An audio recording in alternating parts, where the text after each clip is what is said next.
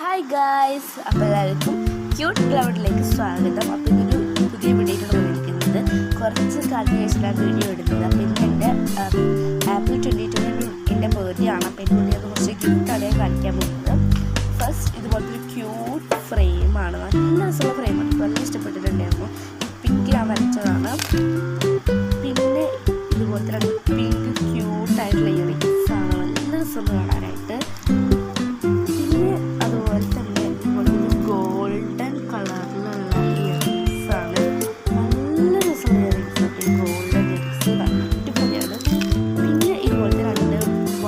വളയാണ് ഭയങ്കര ഇഷ്ടപ്പെട്ടിട്ടുണ്ടായിരുന്നു.